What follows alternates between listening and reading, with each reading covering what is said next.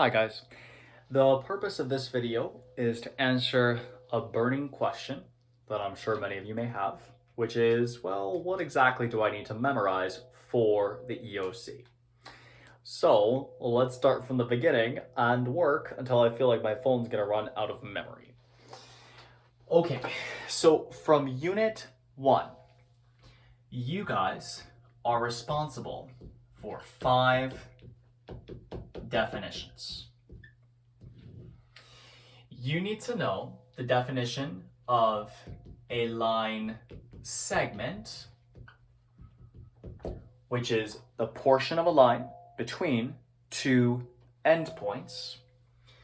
You need to know the definition of an angle, which is 2 rays that share a common vertex. You need to know the definition of a circle, which is a set of points equidistant from a fixed point called the center that lie in a plane. That last part's very important, the lying in a plane, otherwise I'm describing a sphere. You need to know the definition of parallel lines, 2 lines that lie in a plane and never intersect, and they have the same slopes but different y-intercepts. And last but not least, you are responsible for the definition of perpendicular lines. 2 lines that intersect at 90-degree angles, and they have opposite reciprocal slopes. Taken as a whole, these will comprise 2 questions on the EOC. Okay, from Unit 2, which focused on transformations, you guys need to know the following. You need to know which transformations yield congruent figures, and you need to know which transformations yield similar figures. So, of the 4 types of transformations, or the 4 transformations we learned about, the congruent transformations, which are also known as rigid motions, those are the translation, the rotation, and the reflection. Any one of those 3 transformations, whether by itself or in a sequence, is going to lead to congruent figures, meaning the pre-image is congruent to the post-image. By contrast, there's one transformation that does not yield similar figures, and that is the dilation. Dilations yield similar figures, which means that their corresponding angles are congruent, but the corresponding sides are proportional. In plain simple English, what does this mean? It means that dilations result in bigger or smaller figures. So you need to memorize which ones are which ones are congruent, and which ones are similar. In addition, you are responsible for the 7 coordinate rules, as well as the basic rules for dilations and translations. So let's go through these briefly.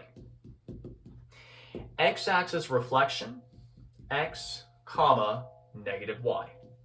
Y-axis reflection, negative x, comma, y. Remember, the way that we remember those guys, you change the sign of the other coordinate. For reflection over y equals x, that's easy. Just swap the order, y comma x. For a reflection across y equals negative x, negative y comma negative x. For a 90-degree counterclockwise rotation, that's going to be negative y comma x. For a 180, that's super easy. A 180, let me just rotate this down here, that's going to be negative x, negative y, so you just change the signs.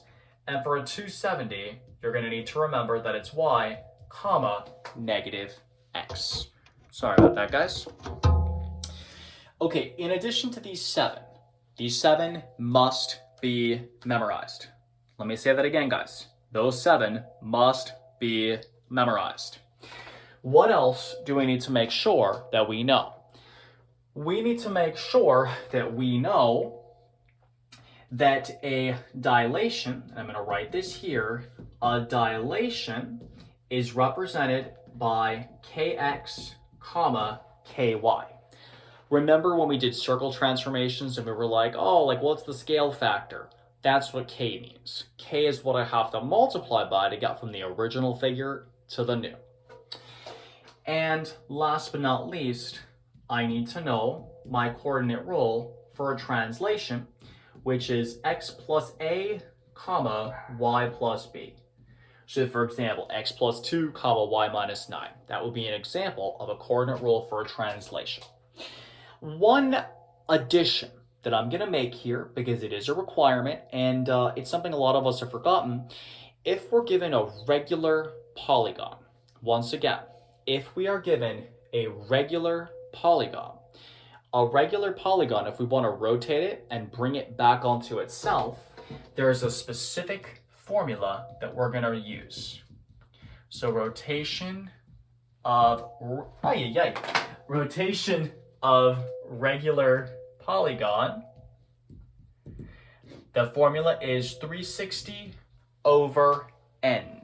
Once again, the formula for rotations of regular polygons is 360 over n, where n is the number of sides. So if I want to figure out, if let's say for an equilateral triangle, right, how many degrees do I need to turn it to bring it back onto itself? Well, for our equilateral triangle, how many sides are there? 3. So 360 over 3, that's 120. So turning it 120 degrees will bring it back onto itself. Turning it another 120, so 240, would also do the same. And so with turning it another 120, so 360 in total. Okay? So those are what you need to memorize for transformations. Now, let's talk about angles.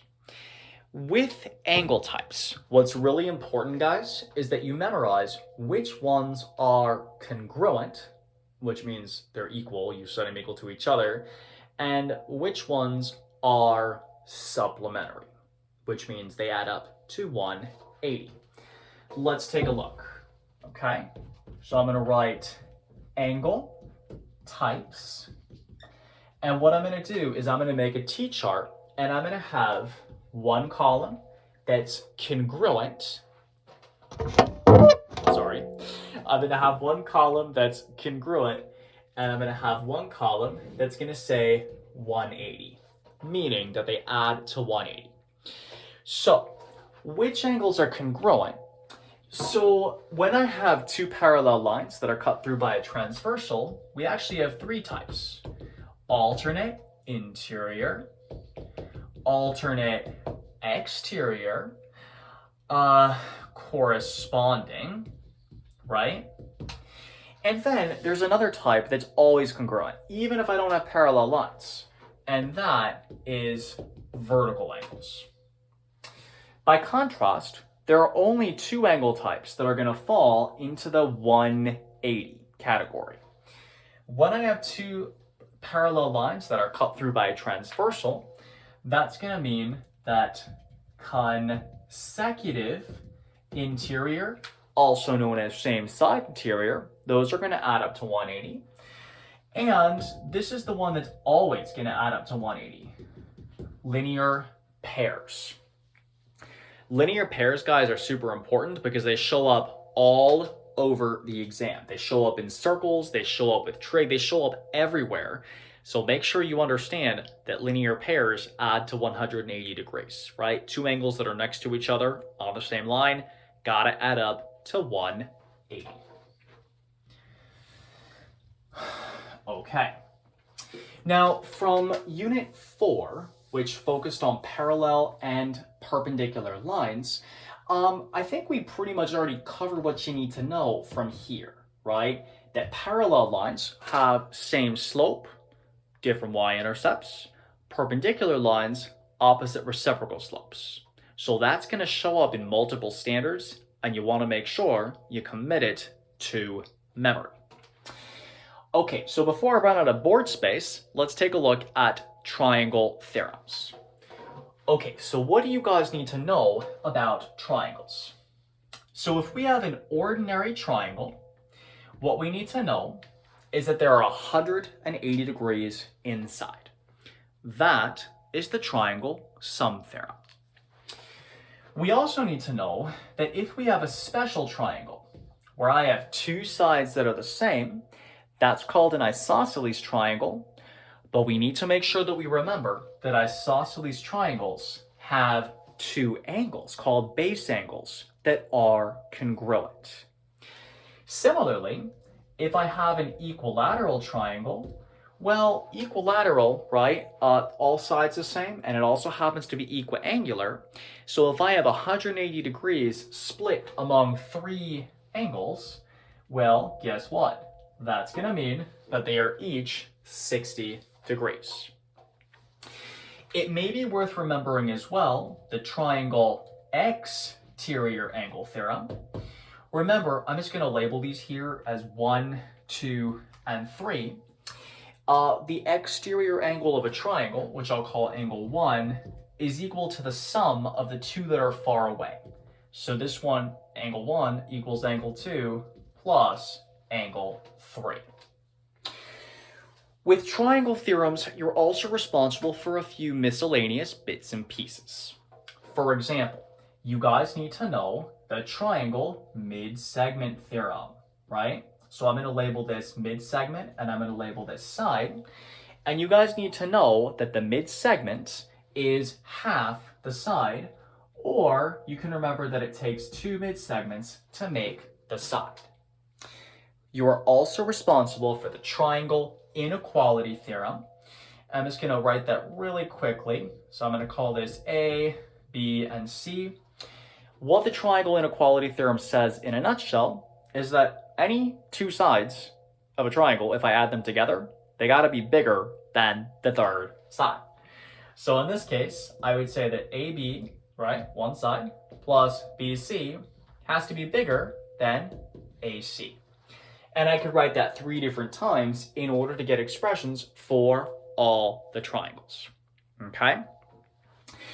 Okay, I think I have a little tiny bit more board space, and so let me just do a little tiny bit more with triangles, and we'll do the postulates that you need to know. Okay, so in terms of proving triangles congruent, what do you guys need to remember? You need to remember that there are 5 different ways. SSS, SAS, don't forget that the angle has to be in between the two sides, right guys? ASA, AAS, and HL only if it's a right triangle. That's for congruence. By contrast, if we're talking about ways to prove triangles similar, what do you guys need to know? You need to know that in order to prove them similar, I only have 3. SSS, SAS, and angle. So what you guys see up here, let me just adjust this, okay? What you guys see up here is more or less what you need to remember from units 1 through 5. None of the material up here is on your reference sheet. It is up to you to memorize it, to make sure you're comfortable with these properties in order to be fully prepared for the EOC. In the next video, we're going to take a look at what you guys are expected to know and be able to do, and what you must memorize from the remaining units.